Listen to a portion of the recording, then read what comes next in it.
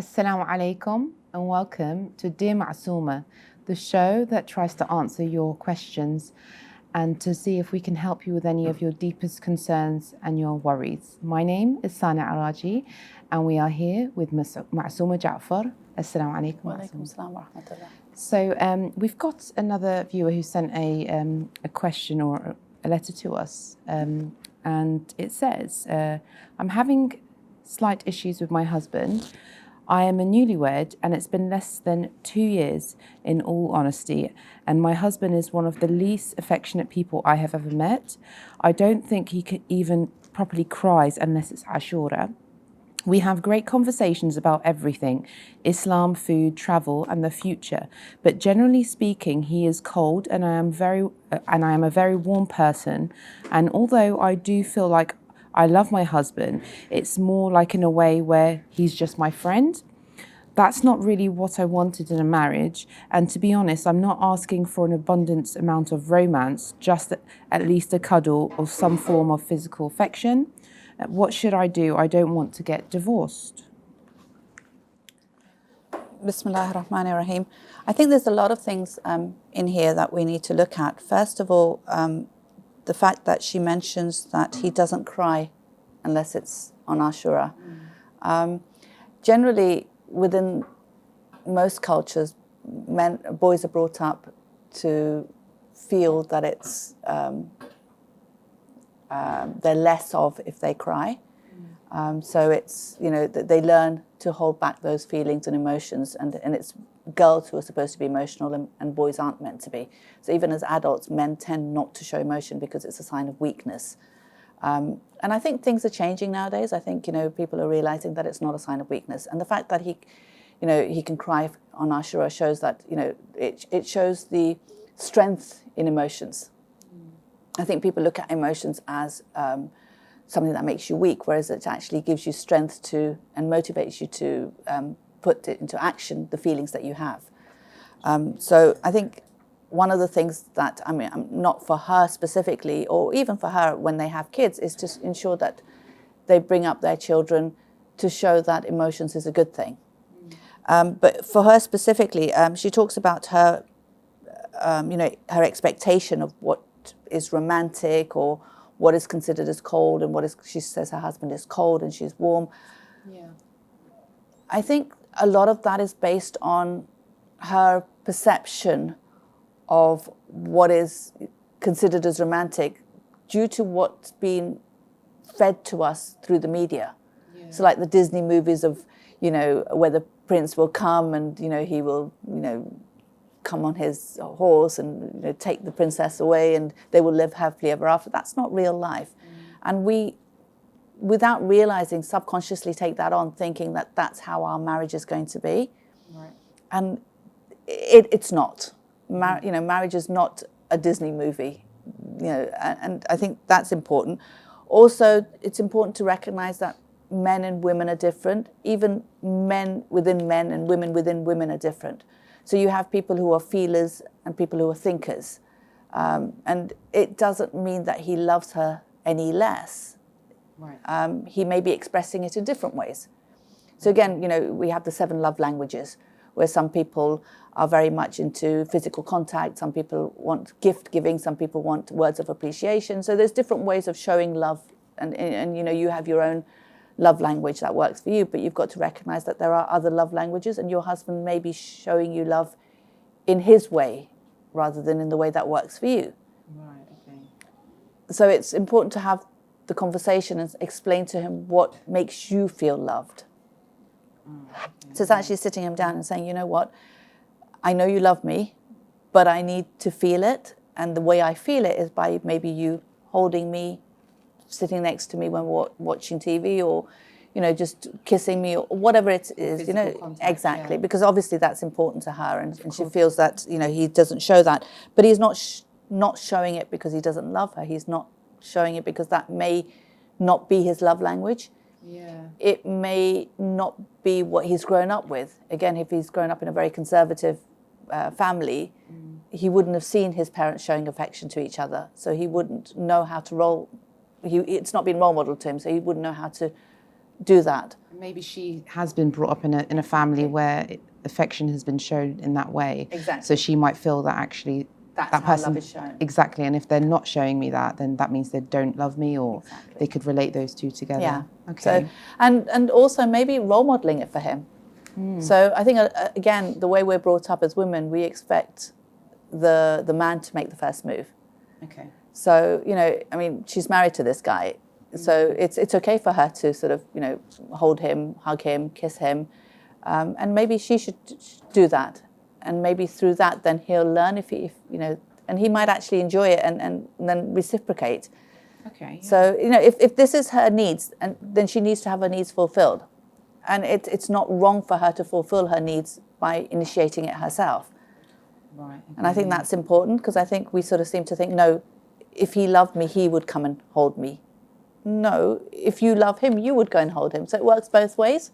So is it a sin? For example, I know if it's the other way round and the male requires more physical contact from his spouse, that like Islamically she would need to ensure that she does provide that attention to her spouse. Is that the same for the other way round? For example, if a wife wants that same attention from her husband, does she still have the right? Is he sinning if he doesn't give her that physical attention? There are lots of hadiths that talk about. There's a lot of hadiths which talk about showing affection to your wife, and from the perspective of just holding her, being with her, telling her how much you love her, because women require that much more. But from a fiqh perspective, is it a sin? I would say no, unless he's not fulfilling his duties at all. I mean, like, he has to every so often, but if he's not at all, then yes, there's a problem there. Okay. But for the other way around, it's usually men require it more than women, and therefore it's not that she has to initiate it. It's not that she has to give him anything. It's a matter of she shouldn't deny him. Okay. So there's a difference in the wording. It's quite tricky, because sometimes on a female perspective, they might find out, well, they're denying me love and affection. Yeah. And so sometimes I know of people where if they're not getting love and affection, it doesn't need to be physically. Yeah. They may say, well, you know what, I won't attend to your need because you're not attending to my need. And then there becomes a dispute, and then it becomes kind of like, I don't know how to explain it, but it's like you're using it against that person. And this is where your egos are coming into play, and they're both sort of fighting each other. And again, I think if we learn to do things for the pleasure of Allah rather than for the pleasure of each other, then these things don't come into play. Because no matter how you behave, you're going to be answerable to God. How I behave, I'm going to be answerable to God. So even if you don't give me what I require, I'm still going to give you what you require, because that's what God's told me to. And therefore I will be rewarded by him, and my expectations are from him. So it takes the ego out of play.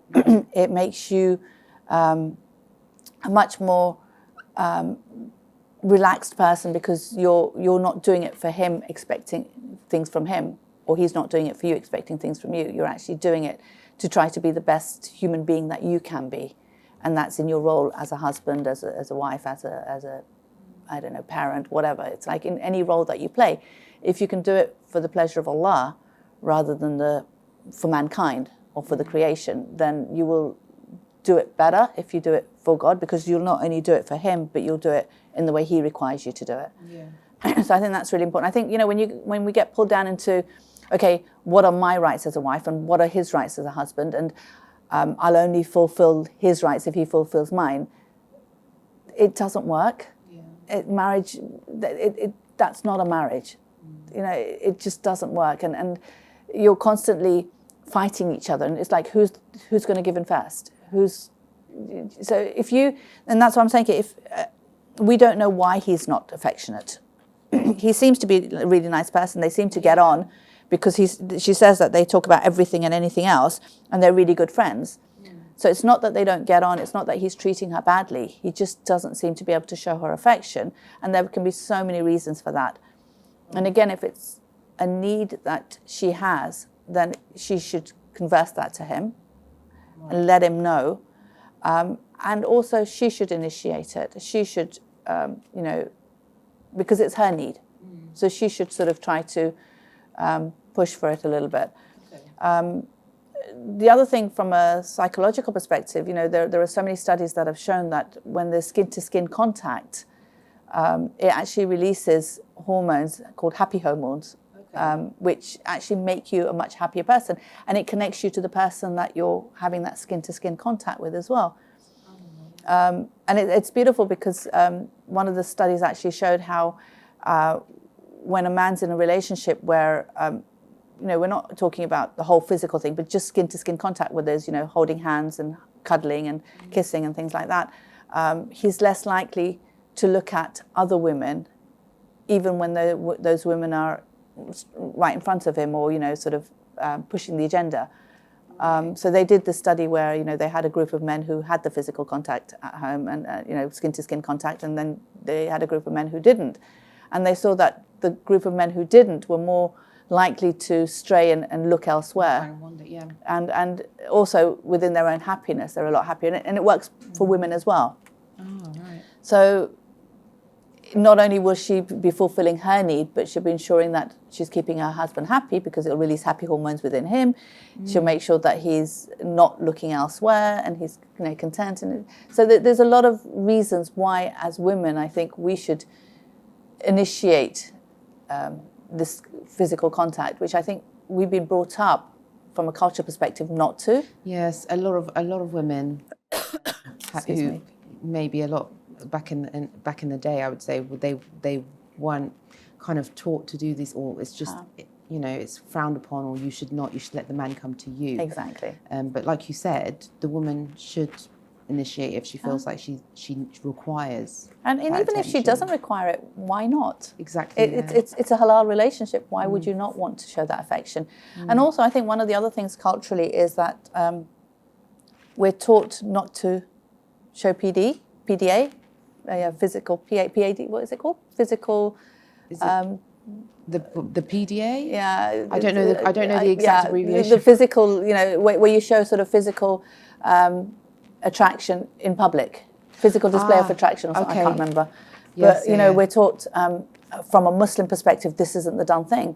Again, is it from a Muslim perspective or is it from a culture perspective? Is there anything in Islam that says I shouldn't hold my husband's hand in public? Oh, okay. Do you see what I'm trying to say? It's like, I'm not saying, obviously, don't do something that will make other people feel uncomfortable in public, but just to hold my husband's hand or, I don't think there's anything wrong with that. And within your own house as well, it's like if my husband's leaving for work and he kisses his children, sort of before he leaves for work, why wouldn't he just kiss his wife as well? And again, it shows the children that there is love between the parents, because a lot of the times I think parents tend to argue in front of the kids, even though they try not to. A lot of parents will argue in front of the kids, but they won't show any physical affection in front of the kids. So the kids grow up thinking that the parents don't love each other, and that's quite difficult to grow up with. They avoid because they think it's not good for the children to see any forms of. Because I know some people who do that. They do have a wonderful relationship, but they don't display it in front of their children. And I don't see like you said, there's no problem if you're sitting on the sofa, you're all together, and even if it's just physical, like touching of the skin or your hand on their knee or something like that. For the children to see that kind of loving atmosphere. Exactly. I think that's really important. And also then they're able to, it's role play to them. So then they know how to behave with their spouses when they grow older and when they get married. I think it's important. I think obviously there has to be a limit to how far you take it. It has to be respectful, but I think there should be a little bit there. Yeah. So I think that all of that is really, really important. And I was going to say, I know you spoke before saying that perhaps this individual doesn't know how to, or the way they display their affection is different. Should she look at how he displays his affection towards his children? Maybe overall he's an individual who doesn't kind of overly smother his kids, kiss them, hug them. So it may not be just with her. It could be just his character. And maybe she should see it as in, well, you know what, it's nothing to do with me. That's just his personality, who he is. and how he, how he displays his love is different. Yeah, no, I agreed if that is the problem. But the problem may be that he's been taught that there is a different way you display love to children, and there's a different way you display love to your wife, and there's a different... So it may not be that this is the way he displays love, but it may be that he may be very affectionate to his children. Okay. But because, kids are much easier to hug and cuddle, and they'll come and hug and cuddle you, and then, whereas with an adult, it's much more difficult. Again, he may feel, if he does, maybe he may get rejected, and there may be, we don't know what's in his background and how he's grown up and what baggage he's coming into the marriage with. And again, these are conversations that she should be having with her husband. Right. Not from a perspective of, okay, tell me what's going on in your life, but from a perspective of, okay, this is what I need. And I'm just wondering how easy or difficult you're going to find that, to be affectionate. And actually sort of spell it out. Not just, I need you to show me more physical affection. What does that mean? So sort of actually give him examples. I'd like you to sort of hold my hand when, when we're sitting together. Just put your arm around me. Just give me a cuddle every so often. Just so actually sort of explaining to him what it is that she requires. Yeah. Maybe they can do the questionnaire which shows you what love language you are. Oh, okay. You can actually do that then. Yeah, so it's online, so you can actually do the questionnaire which talks about the 7 love languages, and then they can discuss it, because then she can sort of explain to him that this is her love language. He can explain to her that this is his love language, and then they can sort of come to a compromise. Because again, a lot of the times we show love in the way that we want to be shown love, but that may not necessarily work for the other person. Yeah. So if she maybe even if she shows him a lot of affection because that's what she considers as love, he may not see that as love. He may require maybe words of affection rather than physical touch. Okay. He may require maybe acts of service. So, helping in whatever way around the chores and so forth. So it depends on what his love language is. And he may require maybe gift giving. And a lot of the times we think that we as women should get the gifts. It's like, I've had so many conversations with women when we talk about anniversaries and how, my husband didn't get me anything for my anniversary. And I was like, okay, so what did you get him? It's so true, yeah. But and I'm like, it's it's both of your anniversary. It's not a birthday, it's both of your anniversaries. So why are you expecting from him but not giving to him? Exactly, yeah, so again, culturally, it's how we've been brought up. I think, and if he's someone whose love language is gift giving, he's not going to feel loved. Okay, if he's not getting it. So it's nice to know. I mean, you can have 2 or 3 love languages. You may not just have the one, and that's fine. Okay. And it's not a 100% accurate science or something, but it's something that then you can have conversations about. Okay, and it opens up the word. It opens up the world of conversation, and you can actually then discuss it and things like that, and then sort of let him know what you need. I think that's the most important thing. Okay, and you can access that online. You said you can do the. Okay, that's interesting. Inshallah, I guess they can try and do that. I might try and do that myself, to be honest. And I think the last thing I would say to her is where she talks about, I don't want to get divorced. I'm sorry, divorce should not be in your vocabulary at all. Not with a relationship like this. It's like they're getting on, they're friends. It's like, this is something that is so easily sorted out. Okay. That she shouldn't even, the fact that she's thinking of divorce, even though she's saying she doesn't want to get divorced, the fact that it's in her vocabulary will come across to her husband. Right. I think she needs to be very, very careful of that. Divorce is not something that should be in her vocabulary. So what about if she's tried everything and her spouse just refuses to want to kind of compromise or to do any of these things? Should she just live the rest of her life kind of accepting the fact that her husband is like this, that they live a happy friendship, marriage, but it's not fulfilling her desire? Like, where does the line, where when do you kind of say this is too much? Or I don't think anyone can tell you. I think it's a very personal journey, and it's you have to decide what's too much for you and what's not. but the fact that they get on and hopefully, I mean, they've only been married 2 years. Yeah, it's So quite new. yeah, so hopefully, once they get settled into the marriage, once the kids come along, they're going to have physical interaction for the children to come along. Yeah, very maybe true, that might make it a little bit easier then for him to be more relaxed with her. Again, it depends on what the problem is. And, they can go for counselling, they can go for marriage counselling, they can... there's so many different things options, that they can do. It's not something that requires a divorce, I feel. And again, it depends. It's a very personal thing. But I think because divorce doesn't have the stigma that it used to have, people think about it very, very quickly and maybe go down that route much quicker than they should. And I think there are times when divorce is accepted, and it's and that's why God's made it allowable. Although it's the most disliked allowable thing by God, it's there. So there are times when it is needed, and it shouldn't be frowned upon when people get divorced, because we don't know their circumstances, we don't know why they went down this route, and we don't have the right to judge them, and we shouldn't. But I still feel like we need to sort of use it as a last resort and not have it in our minds from the beginning.